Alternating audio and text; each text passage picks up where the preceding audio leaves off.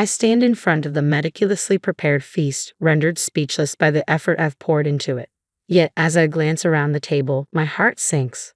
Why would Mia, my esteemed brother-in-law's wife, be so mercilessly cold towards me? Sophia, a 27-year-old office worker, shares her life with her husband Tom and their 3-year-old son. Tom, her senior by 4 years, and she initially embarked on a relationship rooted in professional dynamics. Their connection blossomed over shared drinks, leading to a romance that culminated in marriage just a year later. Now, nestled in their cozy home, they relish the joy of parenthood and the promise of a growing family. However, amidst this domestic bliss, a thorn emerges: Mia, the wife of Tom's brother Jack. Let me introduce you to Tom and Jack. Tom is Jack's elder brother by 10 years. Their father tragically passed away in an accident during their youth, leaving their mother, who had previously been a homemaker, deeply shaken. Despite her efforts to recover and return to work, she could only manage part-time hours, having previously dedicated herself to running the household. In response to the family's financial strain, Jack, then a college student, made the selfless decision to leave his studies and seek employment to support them. He declared, "I want Tom to have a proper college education," and tirelessly toiled without complaint. Thanks to Jack's sacrifices and some scholarships, Tom was able to attend college and secure a position at his current company. Jack beamed with pride when Tom and Sophia, his future wife, announced their engagement. At every opportunity, Tom expressed his profound gratitude to Jack, even shedding tears of appreciation at their wedding, declaring, "Without you, I wouldn't be standing here today." Emotions ran high as the room was moved by his heartfelt words. Jack never once displayed a hint of superiority towards Tom. He always approached life with generosity, warmth, and consideration towards both Tom and Sophia. However, after Sophia and Tom settled into their new home near Jack's family, Mia, Jack's wife, began making unsettling comments. She often remarked to Sophia, "You should be grateful to my husband." Jack's demanding job frequently kept him away on lengthy business trips and required him to work late into the night. On these occasions, Maya would invariably show up at Sophia and Tom's doorstep without warning. Living just a short walk away, Jack and Maya would bring their children over for dinner and baths, leaving Sophia to tend to them before returning home, ready for bed. Maya's demands extended to meal preferences, dictating, "I'm not in the mood for Western cuisine today, make something Japanese," or, "My child insists on having hamburger steak tonight," placing Sophia in a difficult position. Despite her discomfort, Sophia couldn't assert herself, mindful of the indebtedness owed to Jack. "Tom, remember, it's because of Jack that you're where you are today. Thanks to him, you went to college and landed a job at a prestigious company." Jack, on the other hand, struggled after high school and is still trying to climb the career ladder. If only he had gone to college, things would be different for him. "That's why we're in a new house while they're in an older one. You owe him for all he's done for us," Maya would often remind Tom, leaving him speechless and unable to refute her claims. Though he occasionally voiced concerns about her delegating too much household work to Sophia, given that Sophia works full-time while Maya is a homemaker, he hesitated to address the debt he owed to Jack. "Sorry, but it's because of my brother that I'm here today. Could you please try to work things out with Mia?" Tom pleaded with me. Reluctantly, I agreed to his request. However, our conciliatory approach only seemed to embolden Mia, leading to a surge in her demands. Her vexing behavior fell into two main categories. Firstly, she would frequently drop by our house to dine or bathe her children, and secondly, she often exploited my hospitality to enhance her image in front of our relatives.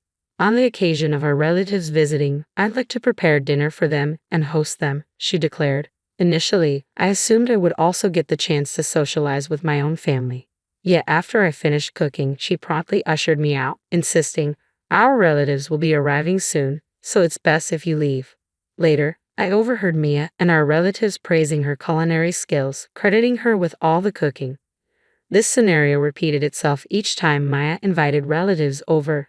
I would cook, be sent home, foot the bill for ingredients, and Maya would take all the credit without even lifting a finger to help. Moreover, I was always tasked with arranging mid-year gifts and thank you presents for Jack's bosses and relatives who had supported him. These gifts were invariably sent under Maya's name, with her dictating instructions to me on what to do. At every family gathering, Jack's superiors and relatives would commend Mia for being such a devoted and accomplished wife, often telling me, You should learn from her, Sophia. I lost count of how many times I heard that refrain. I swallowed my frustration and calmly said, Tom and I are the ones preparing these gifts. We're willing to do it, but you need to cover the costs. We have our own obligations to send mid-year and year-end gifts, and it's becoming too expensive for us. Maya dismissed my concerns. That's nothing compared to what Jack sacrificed. He paid for your tuition and living expenses, Tom. Are you seriously complaining about the cost of a few gifts? She retorted. Turning to me, she accused, you know Jack gets praised because of the effort I put into these things. That's part of repaying Jack's kindness, isn't it? A wife who doesn't help her husband repay such a debt is the worst. Plus, since I keep track of the timing for these gifts, you won't forget them either. Mia often exploited Jack's favor towards Tom to impose her demands on us. We were responsible for all seasonal letters, New Year's cards, and mid-year and year-end gifts. Whenever anything went wrong, she would say, Tom owes his success to Jack. As if it were a cliché, she would also say things like, you should consult us if you want to take on such tasks, without offering any guidance. I felt humiliated as I tallied up the expenses for each month and every event. Then came the breaking point. Maya requested that I prepare a meal for about 20 of our relatives for a summer gathering at her house. Typically, our relatives gather at the home of a more senior family member during summer and New Year's events. However, Maya insisted, please come to our house. Her relatives were delighted, believing her to be a great cook and a considerate hostess, but she expected me to handle all the preparations. Tom had other commitments that day, leaving me to manage everything on my own. When I asked Mia how she planned to pay for the event, she said, we'd have to cover it ourselves. Preparing food and drinks for 20 people is a significant drain on our family finances. I suggested splitting the bill, but she flatly refused. Jack has endured so much hardship. He deserves at least this much, she insisted. I then suggested discussing the matter with Tom, but she exploded, I will not forgive you if you do that. Jack is busy with work right now. Are you repaying kindness with ingratitude? I was at my wit's end, but the dinner party was fast approaching. As the date neared, I noticed Mia showed no signs of urgency or preparation. With no other option, I began planning the event several days in advance. I also started making some behind-the-scenes arrangements. On the day of the dinner, I began preparations early in the morning, working tirelessly and managing to finish everything just a few hours before the guests were due to arrive, despite my exhaustion. After I finished all the preparations, Maya came to check on me. Maya, everything is ready. I believe the guests can arrive at any time now, I informed her. Glancing at the dishes on the table, Maya exclaimed, what are you doing? The main dish should be eel rice. You never mentioned eel rice, I replied, taken aback. You should have known that. This is so embarrassing. Our relatives are coming for the summer festival, and they'll think I can't even prepare eel rice. Order it right away. No, I've already prepared enough food for everyone, and the fish I bought is fresh. I'm not going to prepare a different dish now, I responded firmly. It has to be eel rice, Maya insisted, refusing to listen to my protests. She demanded we order a special batch for everyone, using our own money. When I asked her to cover the costs, she flatly refused. I couldn't take it any longer and voiced my frustrations. I reminded her that she always made me cook whenever she invited relatives over, that she came to our house daily when Jack was away, and that we handled all the mid-year and year-end gifts, including today's preparations. Maya countered with the usual talk about Jack's sacrifices. Fed up, I decided to reveal what I knew. Maya, you even had an affair with someone you met on a dating app, didn't you? You're a housewife, yet you leave so many responsibilities to me. I got curious and looked into it. Oh, so you know about that, she responded with a laugh, but I'm afraid you don't have any proof. Besides, I'm handling that situation just fine. By cooperating with me, you're essentially returning the favor. It's all part of the deal. Maya remained unfazed despite the revelation about her affair. Instead, she reiterated what Jack had done for Tom, saying, you will be repaying our family for the rest of your lives. At this point, I had reached my breaking point. I silently removed the food and started packing my belongings. I'm leaving. I will never return, I said firmly as I walked out. Maya yelled something about ordering eel rice, but I ignored her and left. A few minutes later, my phone began ringing repeatedly with calls from Mia. When I finally answered, she sounded panicked. What? What's going on? Is there something wrong? I asked her, feigning ignorance. I have so many inquiries.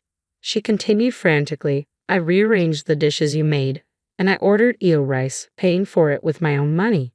But none of the relatives showed up. It seems they know everything we discussed earlier. I couldn't stop laughing. I was also astonished that she had tried to salvage the situation by rearranging the food I had prepared. The reality was as follows. I couldn't tolerate Mia's arrogance any longer.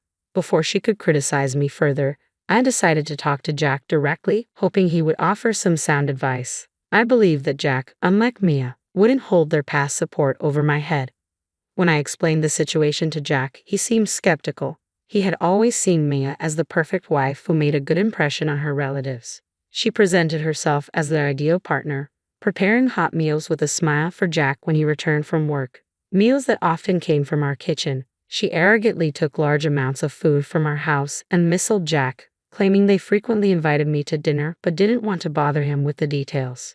She never mentioned my involvement in the gifts, always smiling and saying, "It's natural for a wife to handle these details to save her husband's face."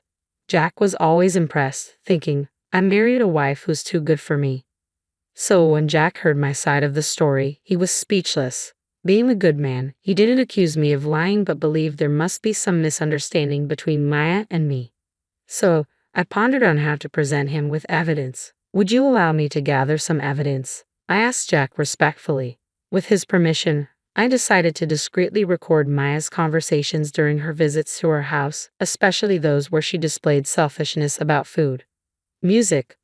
I captured a conversation where she insisted that we owed her obedience due to Jack's kindness, and I asked Jack to listen to it. When he heard it, he was speechless.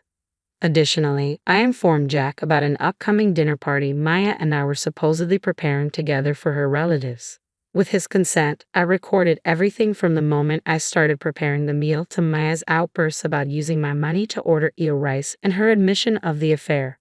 I had arranged a video call with Jack and his relatives in advance, informing my own family about the scheduled time and date. It was during this call that Jack and his relatives finally learned the truth about Mia. After I departed, Jack's relatives confronted Mia over the call, expressing disbelief at the revelation that I had been handling all the year-end and mid-year gifts, taking advantage of Jack's kindness, and even engaging in adultery. Maya attempted to maintain her composure, but the weight of the evidence left her speechless. The majority of her relatives denounced her, severing ties with her and leaving Maya stunned. Jack, who had postponed his work to be present for the call, returned home and confronted Mia about the situation. I am disappointed, he told me later. He revealed to Mia that her actions had caused distress for his beloved younger brother and his wife in his absence, and that her admission of an affair had shattered him. Maya broke down in tears, confessing that she had targeted me out of jealousy over our younger age and our nicer home. She claimed her affair stemmed from loneliness due to Jack's frequent absences and admitted to devising a plan to manipulate us after hearing Tom's heartfelt thank you letter to Jack at our wedding. I was infuriated by Mia's relentless harassment, but I also felt a pang of sympathy for Jack. I hadn't worked tirelessly for Tom's sake to create a sense of indebtedness, but rather out of love for my dear younger brother. My efforts were not fueled by the desire to hold them over his head in the future. I was proud to see Tom thriving in a reputable company, growing into a remarkable individual. As for Maya's disparaging remarks about my salary, I explained to her that it wasn't Tom's fault. It was simply my own lack of ambition. Further revelations surfaced about Maya's conduct. We learned that she had left their children unattended at home while she met her adulterous partner. Jack decided to pursue divorce proceedings, seeking custody of their children along with alimony. Maya vehemently opposed the idea of divorce, eventually agreeing to a slight reduction in alimony in exchange for a proper divorce and custody arrangements. Her affair had been uncovered by Jack, who also demanded full alimony. In the end, Maya moved back to her parents' home and took on multiple part-time and day jobs to meet the financial demands of double alimony and child support. A few months later, Maya appeared disheveled when she met me for a visit to see her child. Later, Jack apologized to us and covered the expenses for the ingredients and alcohol from the dinner party. He also promised to reimburse us for the meals Maya had consumed at our house and for the gifts she had made us prepare. But after discussing it, Tom and I declined the offer.